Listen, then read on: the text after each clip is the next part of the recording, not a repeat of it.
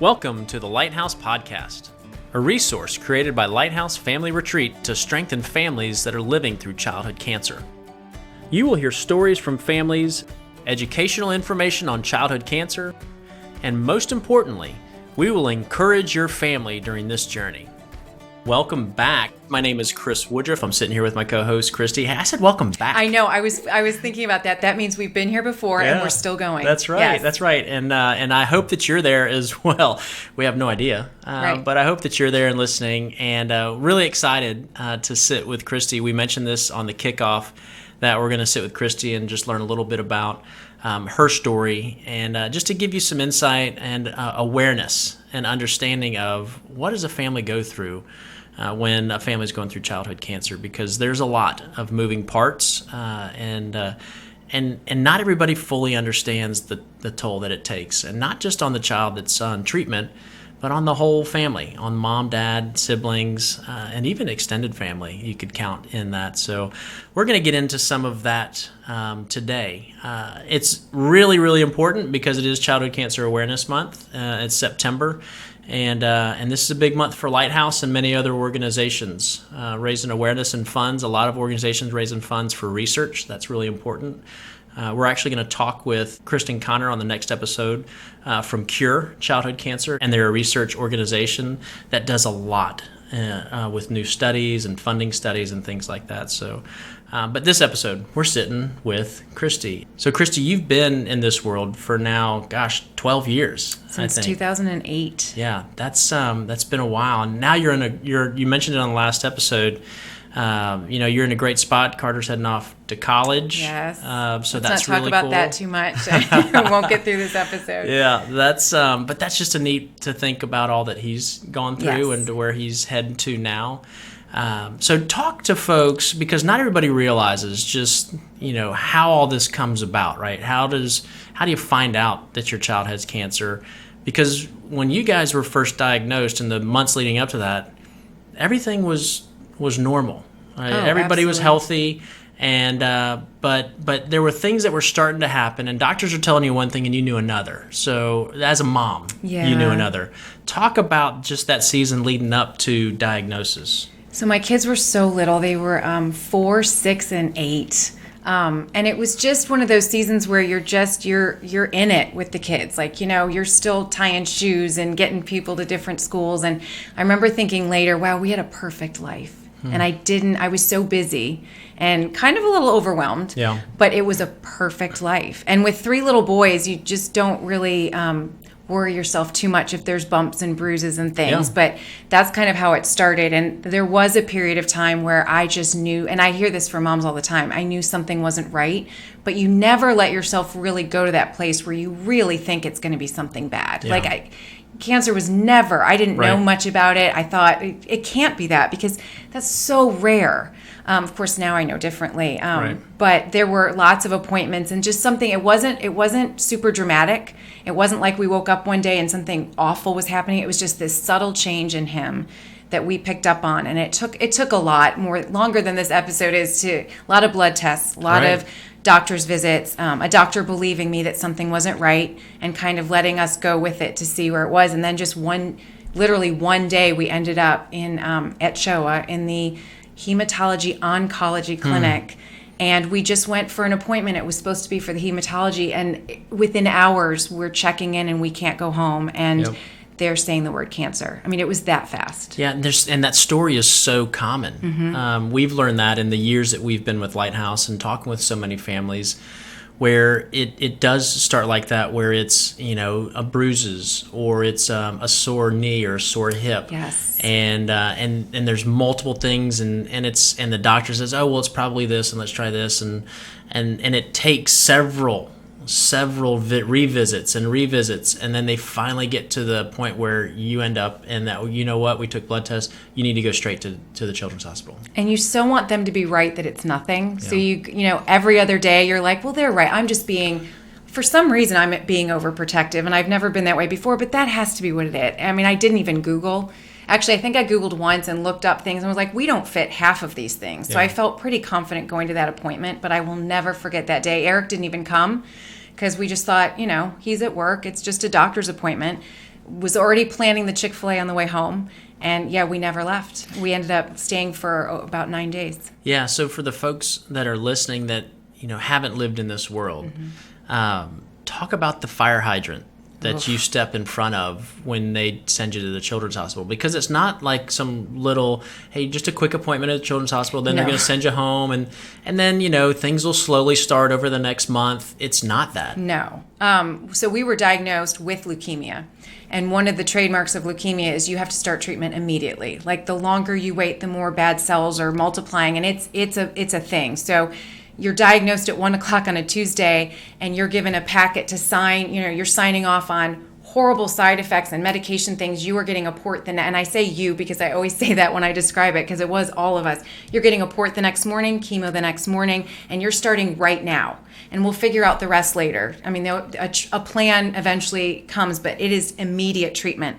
So you've got this binder with all this medication in it, and you're reading about the possible side effects, and you're supposed to sign it. Yeah. And you're not even sure that you registered leukemia. I didn't say cancer for the longest time. It was just leukemia because it just sounded less scary, I think. But it was an impossible situation and he's sitting right there. And so take care of your kid and then also read this packet and sign off. And you can't even think, you're hearing things like 3 years of treatment. He was 6. He really didn't even tie his shoes very well at that age. He was in kindergarten. And honestly, my biggest worry at that point was he wasn't tying his shoes very well, and he was in kindergarten, and that was a problem. So thinking, oh gosh, 10, he's going to do this till he's 10, and then is he going to make it to 10? And there's no real words to convey the panic and the surreal. You're not really present. You kind of check out a little bit. Yeah. So, yeah. I can only imagine, being a parent and you're in shell shock mode, and you're having this binder in front of you that talks about all of these side effects and all these chemicals they're about to put in your child, and you have to sign off, and you're still trying to register leukemia. Yeah. You've done no research. You have nothing No. to go off of. No, and it's funny. It's been 12 years, and my hands are like shaking because I've told my story a lot, but it doesn't matter how many times you tell it. If you go back to that place and you feel like you're sitting in that room, and he's 19 and he's happy and he's going to college and everything is fine, but all it takes is me starting to tell that story again, and I just feel that thing in the pit of my stomach. It is panic crisis mode immediately. And I had 2 other children that weren't in the hospital that in the back of my mind, I'm like, oh, somebody needs to take care of my kids. I need to plan. And I'm a planner. I'm a type A planner. And that all went completely out the window. Yeah. So all of a sudden I'm just sitting there and I don't even know who to go to first. Do I go to my husband who's upset? Do I deal with my kid here who actually was handling it emotionally better than anyone? Or my 2 kids that are left at home and, oh my gosh, I have to plan for that. You described it perfectly. It's a fire hydrant on you 100%. Yeah. Well, I know it's not always fun to talk about, but I think it's so important for folks to hear, especially those that just don't know. So thanks for going there. Let's move past that. Talk about how did this now, you walk out of there, you get the treatment plan, you've signed all the documents, he's got his port, and now you're in the process. Talk about just what is the weight and the challenge that put on you guys as a family?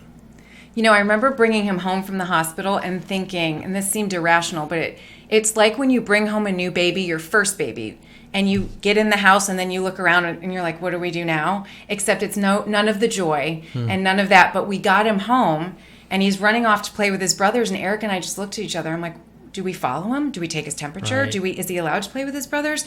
We had a bag of pills. We had instructions to return. The first 6 months, you're in a lot. Yeah. And we had not processed the word leukemia. I mean, we were in the hospital a lot, but he'd had surgery. Like, a lot had happened in a really short amount of time.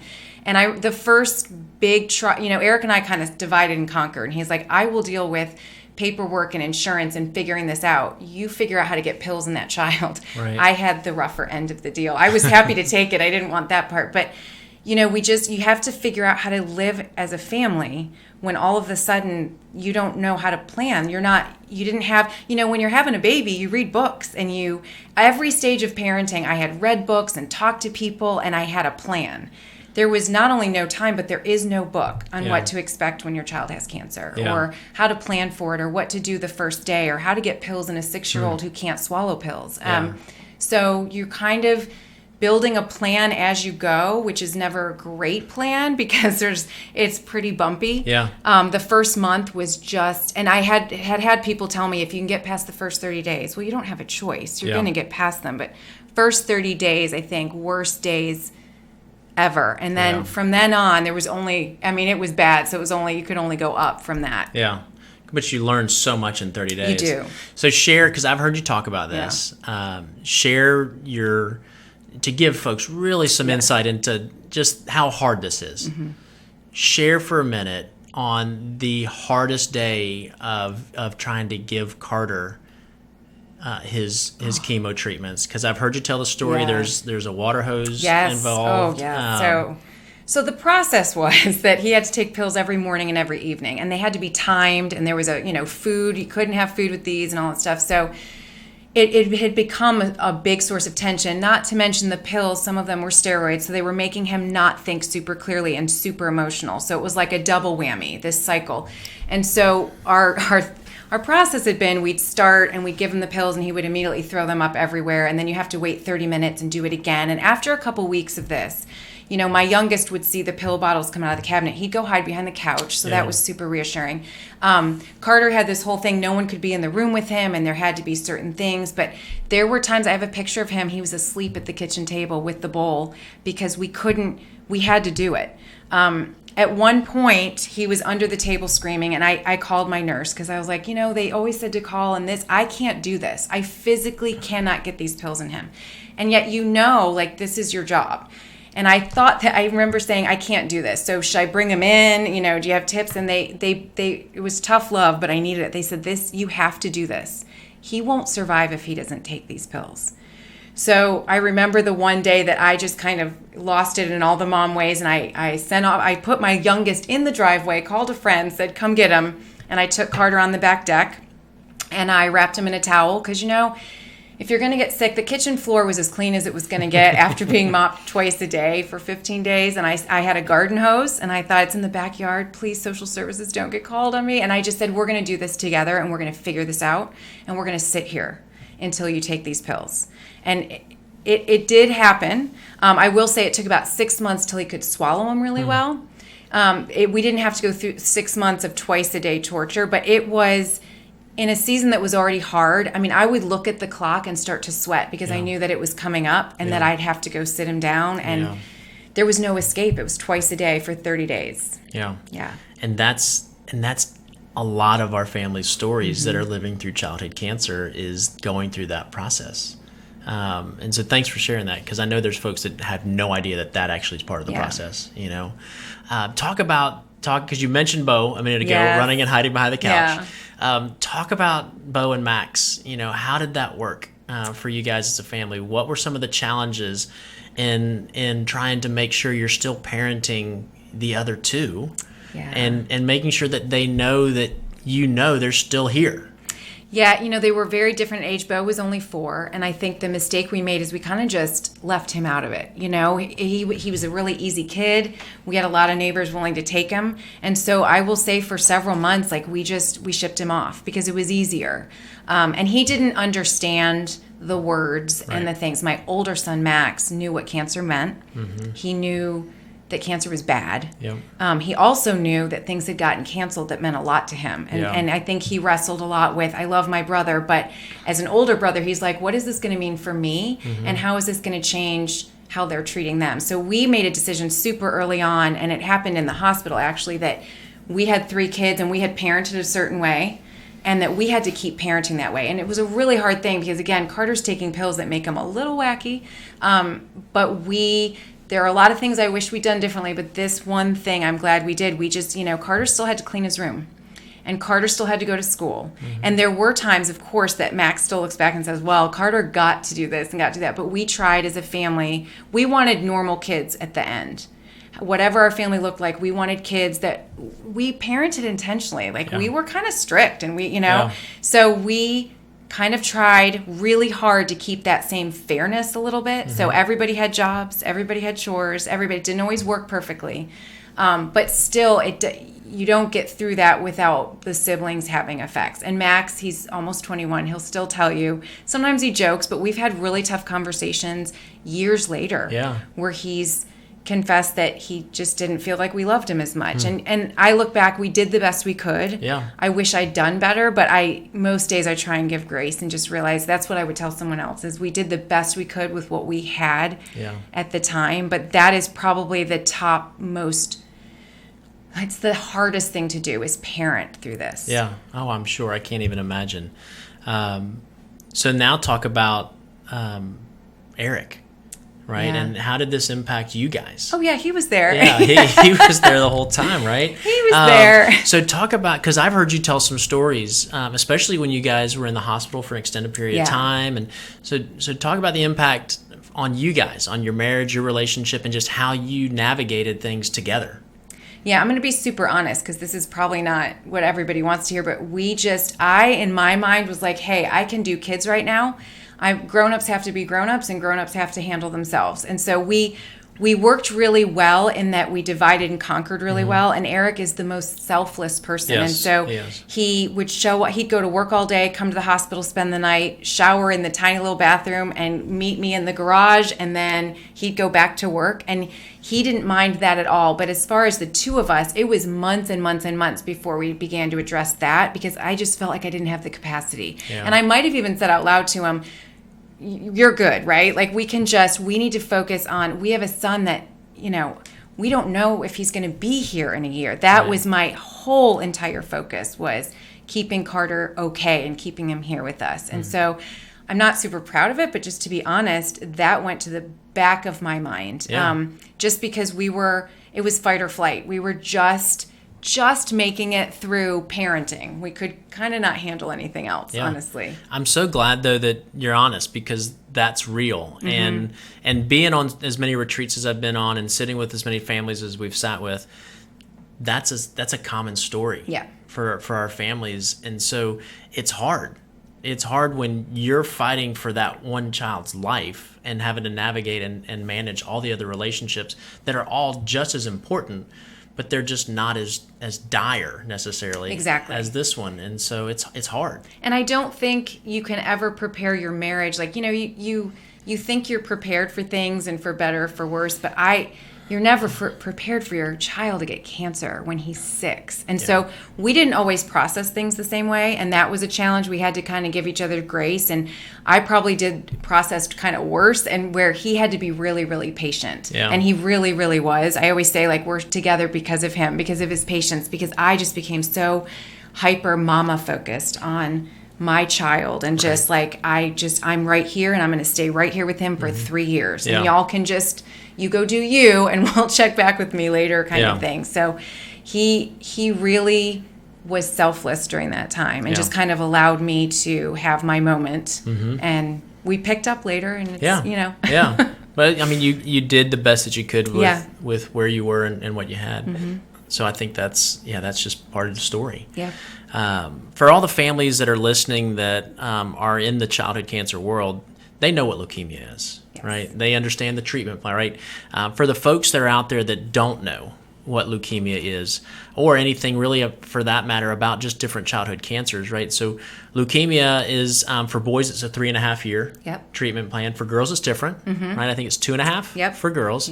And then there's so many different cancers outside of just leukemia that can range from 6 months to a year of treatment to you're on treatment for 12 years. Absolutely. And so you guys run a 3.5 year. And so you finally got through the first 30 days and then the next 6 months and now you're in maintenance mode. And talk about as you now are getting close to the end, what was the last 6 months like, where you can finally see the light at the end of the tunnel, but you also know that the light at the end of the tunnel is not the end? Yeah, it was a really strange time because you don't want to focus on it too much, because you don't really feel like it's going to get there. So you can't kind of go there in your mind. At least I couldn't. It was also a strange time because we'd been pretty stable in maintenance for a while. But you could tell that Carter's body was starting to not break down, but there were things happening that the reasoning given was he's been on chemo for 3.5 years. So there were just things happening with his port, things happening with his skin. It was a little worrisome. Like I was now seeing effects, prolonged effects from the length of treatment. So I was kind of starting to worry about that. But several people in my house, all the boys were super excited about 7/11/11 was our last day of chemo. I felt a lot more anxiety about it because I just didn't know what that stage was going to be like. And there was a routine. I was now in a routine, and I had safety in that. I had safety in the chemo, my nurses, one nurse especially, like those were my people. And I kind of felt like I had a handle on things a little bit. Yeah. And maintenance also, because it's slower, while there's good things about it, it also gives you a chance to kind of, sometimes you're starting to deal with the stuff you pushed aside the first 6 months. Like it's not so fight or flight. So there were things, feelings, and all this stuff that now I had more time. And so it was a super emotional time for me because I felt like I didn't deal with any. 6 months, I was focused just on logistical cancer stuff. Right. And so it was a slower time to kind of, oh, wow, yeah, there's some stuff I need to deal with. Yeah. Yeah. For those that are out there and they're listening and they're thinking, wow, I had no idea it was this hard, and I actually know a family. Yeah. What are some ways that families or others reached out to help you, or you wish they would have helped you in your journey? You know, I was somebody, and I think a lot of people like this, that didn't want to accept help. It's hard. You want to be the helper, not the one that needs it. So I found it was really helpful. I had a few friends that just didn't really ask, but just saw a need and met it. So instead of saying, let me know if there's anything I can do, I was never going to say, yes, there's something you can do. Yeah. People that said, you know, you have treatment every Tuesdays. How about I take the other boys? Or you have treatment on Tuesdays. We're going to bring dinner every Tuesday. Is that okay with you? Yeah. So I think just kind of giving me kind of permission to receive help was really, really helpful. And then the biggest thing is, like you mentioned, cancer treatment is all different lengths. 3.5 years, it's a lot. Yeah. And I get that. But don't give up on the families. Like if you know someone going through this, they probably are getting a lot of help the first 6 months, maybe even the first year, maybe just the first month. But 2 years in, 3 years in, there's a weariness that happens. And they may be quiet about it, but they're still going through all the same stuff. Yeah. So what I heard in that, Christy, was if you're really looking to try and help a family that you know is going through it, you got to be proactive, because there's probably a lot of them that when you, and I know that there's great intention behind that question. Hey, you know, is there anything I can do to help, or let me know how I can help? There's a lot of folks that they don't want to ask, right? And so it's being that family that says, hey, I noticed, so I'm going to bring you a meal, or I'm going to take the other kids, or hey, I'm going to come cut y'all's grass. It takes the burden off of feeling like you're asking, Yeah. you know, and if you've been in the treatment for a while, if you've been in this world for a while, you might feel like you've had to receive so much help. You might worry that you're asking for too much. I was always worried. I don't want to ask people to take my kids again, you know, but I needed it. I needed someone to keep 2 of them while I went with 1 of them. So it was a relief to me to have someone just offer, and not open-ended, but just specifically offer. That just took a burden off of me. Yeah. So folks that are listening, learn that. And if you're looking for how you can help, do that. Be proactive. Christy, talk about at the end of the treatment. Right, everybody hears about, you know, the ring the bell, and they think, oh, you rang the bell, it's over, but it's not really over. It's not at all over, actually. Yeah. And so just talk about, as a mom, the anxiety even around still ringing the bell, and what follows that, and what goes into just all the emotion and feelings and anxiety behind that. So ringing the bell, I mean, active treatment. So when he was done, there was no more chemo, his port was out, all that stuff. But then, number one, his body is not ready to rebuild yet. I mean, he's been on chemo for 3 years. So I was not expecting this, but it took a long time for him to get really, really like normal kid healthy again. Yeah. But for me, I always look at it now, and I tell people, just look at it as another stage of treatment. Don't put the burden on of it's over, because the reality is, you know, he's 19. We're 9 years off treatment, and we still go to clinic. We don't go very often, but he is still kind of connected to them, and they're still tracking him. And so there are follow-up appointments, and there's side effects, and there's late effects. And so it's great, and it is absolutely a reason to celebrate. But I would be lying if I said that I walked out of that room after the last pills and we're like, woo, we're done. Yeah. Let's, you know, we're going to Disney. It was not that. Yeah. It was worry about, now what? Now that we're not taking chemo, is it going to come back? have we damaged him? That those papers I signed all those years ago, what was I signing? I didn't have a choice, but now what are we left with? So it's kind of a rebuilding time. For some kids, we've been really lucky. For some kids, there's side effects they now have to deal with. And so they're going to different doctors and different therapists. So I think we all want to celebrate, but that's not the end of the story. So we just need to keep that in mind, that these kids carry it with them. I mean, it's part of their story, but it's also part of their physical health forever. Right. Yeah. I mean, he still has to go every couple of years for scans. Yes. Right. Yes. Yeah. Yep. He gets tests on his heart and blood work and lots of really good discussions with Survivor Clinic. And we're going to talk about that on another episode because I think that's so important. But to get in a Survivor Clinic where he's learning now from the doctors, because he was younger. Right. This is what happened to you. This is what you took. Here's what you need to know about your own health, because he is about to launch into the world and have his own relationships with doctors. And that's a hard transition as a mom that carried the binder and kept track of everything, that now he needs to know what the side effects could be, and he's got to own that. Yeah. But the good news, Carter's like 6'3" or 4, he's the something tallest like in our that. whole family, which everyone's bitter about, but it's hilarious. And headed off to college, and a great kid. He's happy. And so there is the good side now to your story. There's the good news. Thank you so much for sharing your story. I knew it, but I'm so glad that you got to share it with the folks that are listening, because I know there's just so many families out there that, one, they're encouraged by some part of your story, and two, there's a lot of families out there that had no idea. And so thank you for sharing, being transparent, being honest, because I think it's so important. For you guys that are listening, as we mentioned earlier, September's Childhood Cancer Awareness Month.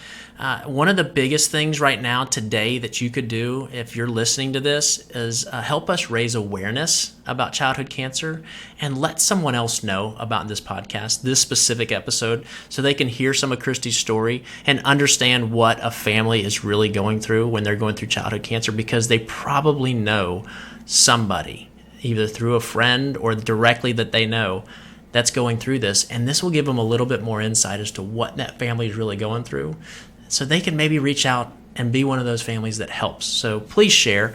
Learn more about us at our website, lighthousefamilyretreat.org. You can also check us out on social media, on Facebook and Instagram at LighthouseFR. Thank you guys for listening. We're super excited about the next episode. We get to sit with Kristen Connor. You got to spend some additional time with her. I did, yes. And so she's got so much to share. You're going to learn a lot more about research and a lot of the different things that are happening there, which is really exciting, because over the last 30 years, not a lot has been happening, but they're doing a lot of great work to help some things start happening.